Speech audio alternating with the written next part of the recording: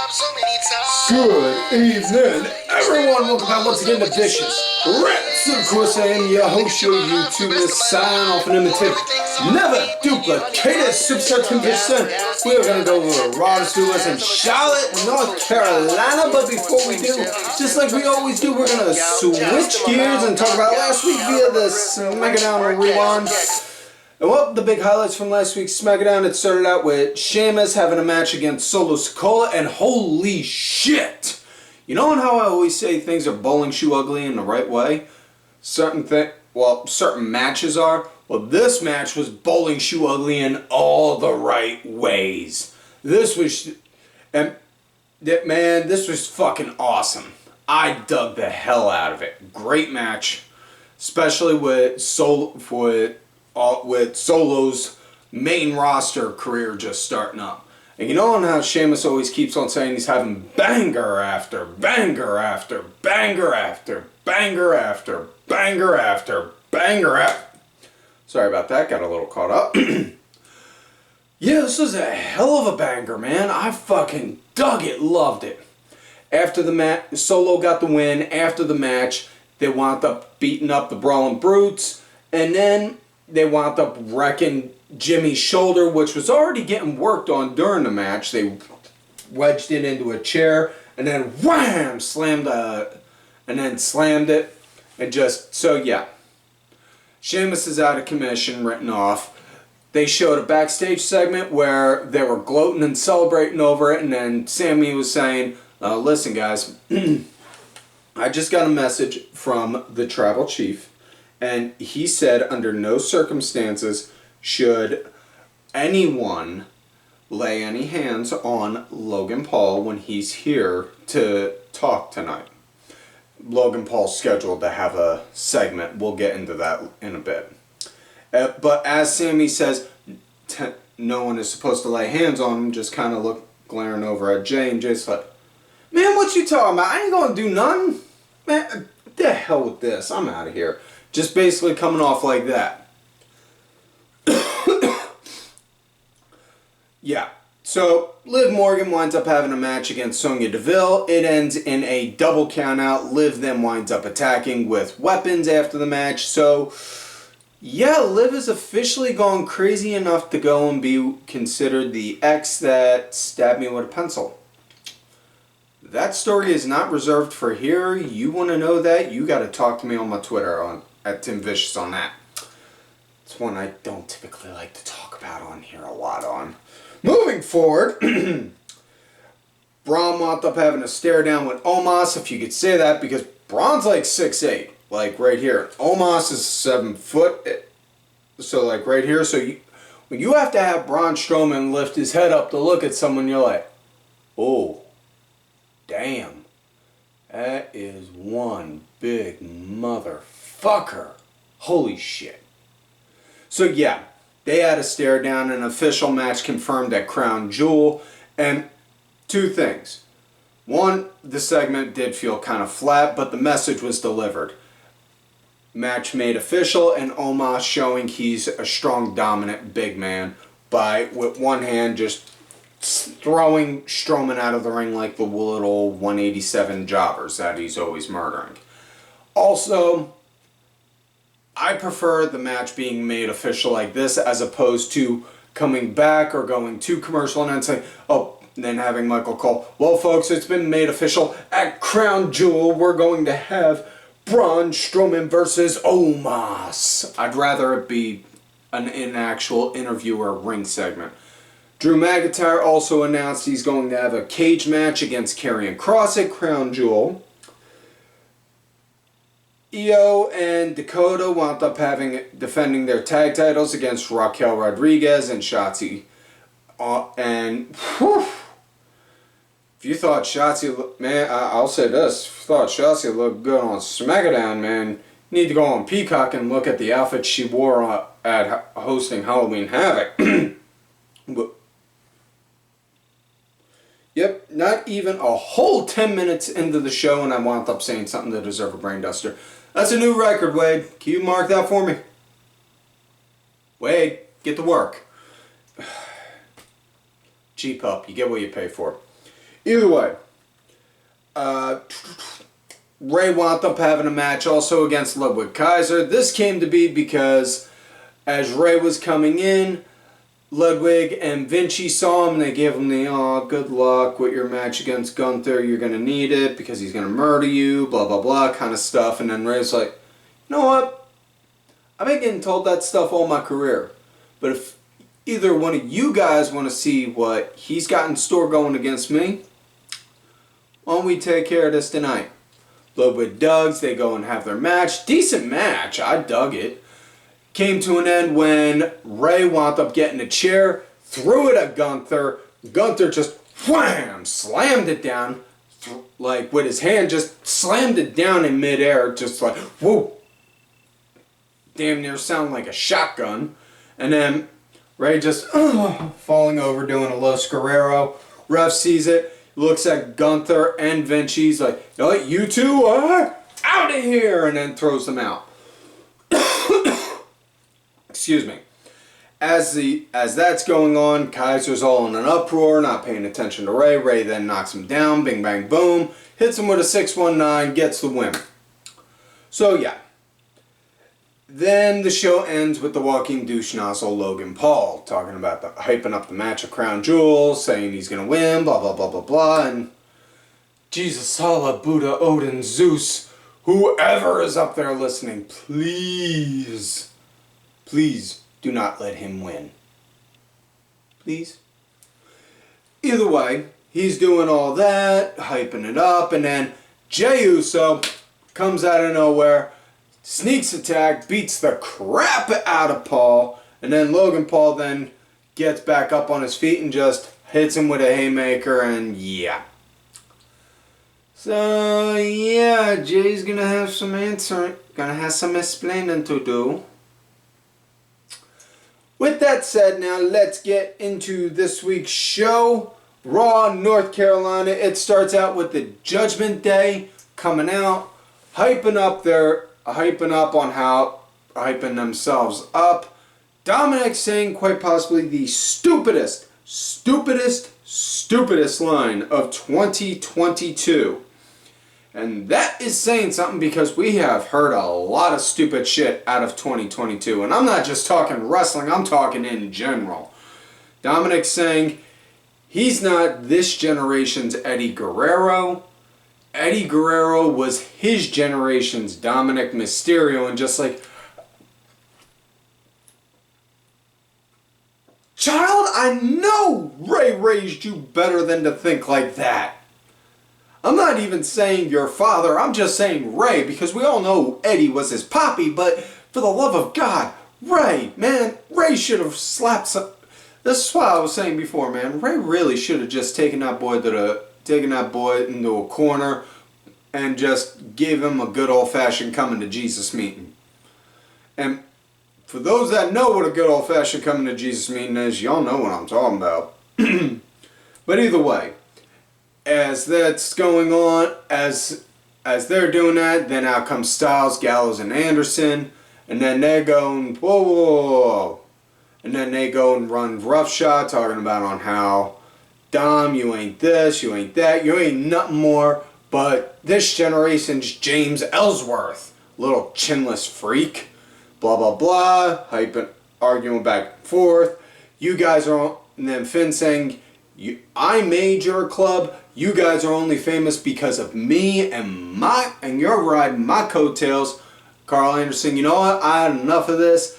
Tell you what, you're good. You're dressed to go. I'm dressed to go. How about we get a referee and we get something going? So our first match of the night, Finn Balor versus Karl Anderson. Like I said, how I feel, honestly, I can't look at Karl Anderson the same after that shit he did.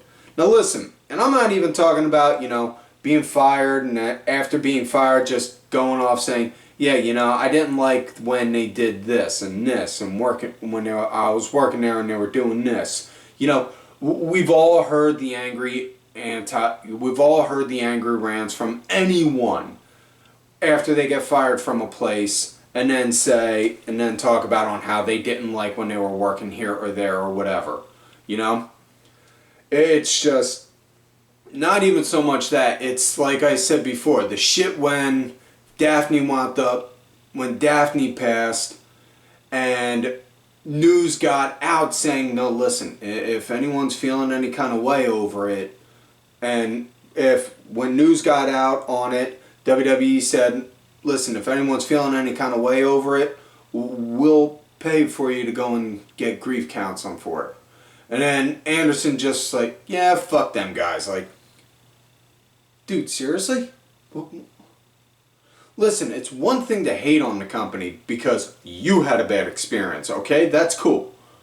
But don't go shitting on it just because somebody else may not have had a bad experience, but they're actually trying to fucking help them. Either way, as far as the match went, it was a good solid action. Balor, he was pretty much leading the pace for the match. Decent enough. Match came to an end with Finn doing where there was a little bit of a small scuffle on the outside, and Rhea actually doing a body slam onto the big LG Luke Gallows, which everyone was like, oh my god, on, just like, okay, Lord, I don't typically ask for much, but keep that in mind for a birthday gift for me. Yep, not even a whole other 10 minutes in and another brain duster. That's a new record also. Mark that down, Wade. So yeah, all that scuffle going on outside. Next thing you know, ref's distracted because Dominik's over here while that fight's going on there, distracting the ref. Rhea then, wham! Low blow right onto Anderson, and then Finn just lays on top for the pin. 1, 2, 3. Yeah. Next up, we got Miz going against R-Truth, and this came to be because Miz came out to go and confess whatever it is Dexter Lumis is obsessing over him about, and then Miz started throwing shit all over North Carolina, Johnny Gargano, and then wound up saying on how because of Dexter, his partner Tommaso Ciampa's not here, this, that, and the other. He misses him. He's his best friend. He just wants him back. And then Johnny comes out like, Miz, you're lying. Listen, I just texted Tommaso not too long ago. He said he's out. He's injured. Now, I don't want to blow the whistle on you, but I will if I gotta. And then next thing you know, I just want the truth. You don't. I'm telling the whole truth. And then out comes R-Truth. Saying, well, you want the whole truth? I'm right here. What? He's got a point, Miz. I never knew I needed R-Truth and Johnny Gargano in a buddy cop show until that segment. That was fucking hilarious. And yeah, I'm not a big fan of comedy characters, but R-Truth's timing. R-Truth's comedic timing is so on fucking point, you cannot help but appreciate it. And R-Truth is a goddamn national treasure that needs to be protected for all time. Anyway, R-Truth winds up saying, now listen, I know y'all ain't disgracing the good name of North Carolina. I know you ain't disgracing us. I know you ain't disgracing our food. I know you ain't disgracing our mac and cheese. And in the honor of all of that, including the mac and cheese, we are going to have a match. So R-Truth is having this match to defend the honor of macaroni and cheese. You know, for some odd weird reason, I can actually get behind that. That makes sense. In an R-Truth kind of way. But, yeah. So, match goes on. As far as the match went, Miz one-sided, going pretty much for the most part all the way. As the match is coming to an end, Miz is closing in. He looks on the outside and says, security! Security! They pan the camera and they just see somebody over on the other side of the barricade. Hood down, gloves on. Like that. Oh my god, it's Dexter Lumis! Where's security? All the while, no one sees, and then R-Truth gets the win via a roll-up. A fucking roll. God I fucking hate roll-ups. Anyways, they wound up showing later on. They wound up showing after that. Johnny took off the hood and revealed it was him. I'm not Dexter. So yeah. Next up, we got Austin Theory going against Mustafa Ali with Seth Elizabeth Rollins. And I say Elizabeth because his middle name is not frickin', it's Elizabeth. And good solid action, man. In theory, he was leading the pace for the match. Ali wound up leading post-break, but man, this was a damn good match. And I wish I remembered who it was, but a dude pointed out on Twitter that Ali's gear, he was wearing the shorts and his hands taped up. He almost kind of looked like Sagat from Street Fighter. He just needed to have a Muay Thai pose, and I'm like, I cannot unsee this now. My God, this is amazing. He just needs an eye patch. Yeah. So, if this ever gets to Mustafa Ali before Halloween, dude, use that wrestling gear and wear an eye patch. Boom. Sagat from Street Fighter. You got a Halloween costume to go out with trick-or-treating with your kid in. So, back to the match. Dug the match. Thought it was pretty good. Thought it was good. Match came to an end when Seth wound up distracting the ref and Ali, which Ali was up on the ropes and Theory was down. Getting ready to get hit with a 450, and then Theory just boom kicked the ropes, split the difference, and then he scooped him up and beat him. And yeah. Picked him up and then hit him with the A-Town, and yeah. Afterwards, Seth then proceeded to go and do a post-match beatdown as he's walking away, gloating. Oh, and then next thing you know, Ali, wham, comes back out of nowhere and beats the crap out of Seth and just, whoosh, damn. Next up, we had Omos versus some local town boys, and it was 4 of them. So they looked like the 4 meh men. I wouldn't say horsemen, but more like the 4 meh men, because they're just. Honestly, the highlight of this was MVP doing a hype up about the upcoming match between him and Strowman, and then come on guys, come over. Now, and then just having Omos put his hand over the one guy's face, and it's like, oh, wow. Like, you could see, like, his entire hand covered his face, could have covered his face if he wanted, and just like, oh. Which, again, that is one big motherfucker. Next match, we got Chad Gable going against Elias. And this came to be because some backstage segment with an argument where him and Riddle were where Elias and Riddle were talking, and then Gable came in and Elias. God damn it! I was told he was dead. Anyways, as far as the match went, probably the best start to a match I have seen in a long time. They were both looking like they were getting ready to tie up, and then Gable pulls back, and then boom, Elias lands on his face. And all I could think is, even if that was or was not planned, if, and I emphasize on if, Vince McMahon was back there, he would have looked like, God damn it, pal. Did you see that? He fell flat on his face. God damn, that's such good shit. I thought that was hilarious. Like, oh, damn, that's some old gotcha. That's an old gotcha right there. But good solid action. Good solid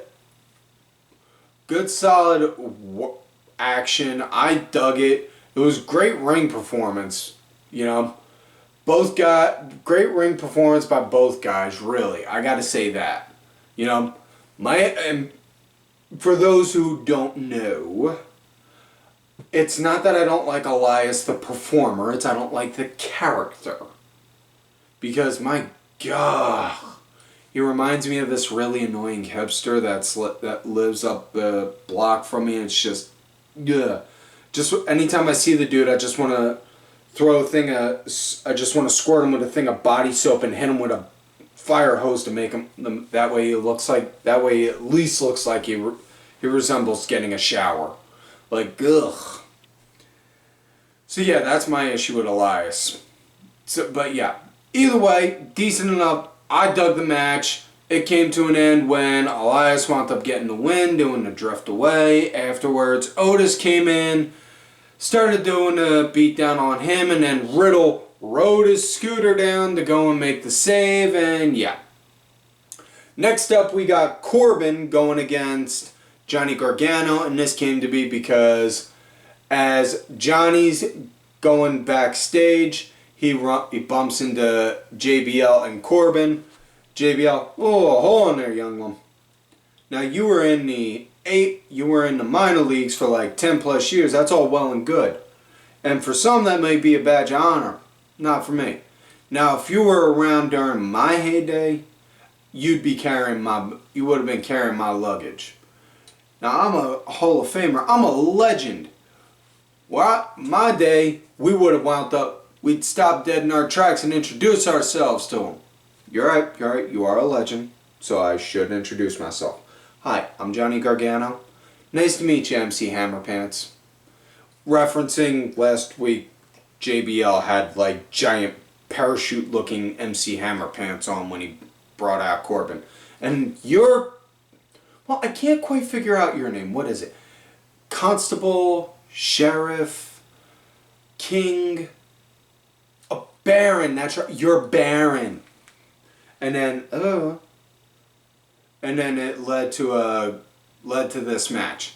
And once again, JBL, being the heel that he is, bringing down all kinds of shit all over North Carolina, and then introducing Baron Corbin. And then out comes Johnny Gargano, and as far as this match went, Corbin, he was leading, Johnny building up a nice comeback, and it was good. And you know, again, as far as Corbin goes, I am very much so indifferent on him. The only time I was ever interested in him when he was poor, broke, and looking all beaten and disheveled, kind of like me at my last job. But yeah, it was good. I dug the match. It came to an end. Corbin got the win on how that came to be. Johnny wound up eventually taking down Corbin, went over to JBL, got on the table, took JBL's Stenson, put it on, posing at goofy Cowboy Johnny, did a DDT wearing the hat, and then threw Corbin in the ring, sizing him up to go hit him with the Gargano spike. And as he's doing that, ref's not looking, JBL then boom, sweeps Johnny down. And then Johnny rolls back in. Corbin hits him with an end of days. 1, 2, 3. That is it. So now we come to main event of the night. Bayley with Dakota and Io, and excuse me.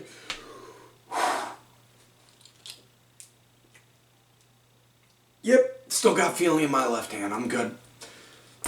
Fuck damn it. I'm good. Going against Bianca, and yeah. So good opening. Really good, solid opening. Bianca, she was leading in the break. Bayley was leading post-break. Solid action. And then Bianca started picking up the momentum and leading after the second commercial break. Really decent. I dug this. It was a good match. And honestly, I brain farted and thought this was a title match up until the end when I realized it wasn't. How the match came to an end was Io and Dakota, when the ref wasn't seeing, they wound up sneaking Bianca. As the ref was arguing with them about to throw them out, next thing you know, some random body, whoom, throws themselves across all of the competitors outside. Io, Dakota, and the ref, so we got a ref bump. And as Bianca's in the ring, Bianca's trying to size up Bayley, get her for a KOD, and then the mysterious body again, boom, takes down Bianca. We then see that it is Nikki Cross. The return of Nikki Cross. That's right, Nikki Cross, who, I don't know about anyone else, but I was flabbergasted and shocked when I discovered Nikki ASH was in fact Nikki Cross. I did not know. I didn't know one bit. That mask fooled me, man. That mask fooled me. Because all superheroes, all good superheroes, wear a mask to hide themselves in. You know, I give credit where credit's due. Nikki did. She hid herself. Didn't know that was her. Damn shame, too. All them years reading comic books, think I would have put that together. Moving forward, Nikki Cross then winds up taking out Bianca. Bayley then winds up capitalizing and scores and then capitalizes. She takes her down, throws Bayley on top. Referee runs down, does the 3 count, and it was Jessica Carr that was the ref. It was the lady ref. And then afterwards, Nikki then proceeded to beat the crap out of Bianca, and then the show fades to black. So that is it for this week's show, folks. So, like I always tell y'all, make sure you remember to like the video, subscribe to the channel, go back, watch some of the episodes when you can. Look for me on the Twitter at TimVicious. Thank you to my executive producer, Ollie Ray Ben, who did provide the music for this week's show. Make sure y'all check out his music. It's out there on Spotify, YouTube, iTunes, SoundCloud, easy for me to say. All that good shit, details are down below. Also, thank you to contributor of the show, LFC Lingerie Fighting Championship. There are a little bit of wrestling, a little bit of MMA, and a whole lot of attractive women wearing a little bit of nothing. Also, don't forget to check out WhatAManeuver.net for some Vishrance apparel. Help support the show. Holidays are coming up too. Perfect gift for somebody you love or somebody you hate or even a coworker you casually get along with. And don't forget to follow these cool ass cats on Twitter. Kenny Killer, DSB_IB, Diabolica R8, Sergeant Curry Pants and Dubs in your face. And folks, like I always tell y'all, you love me great, you hate me. Fuck it.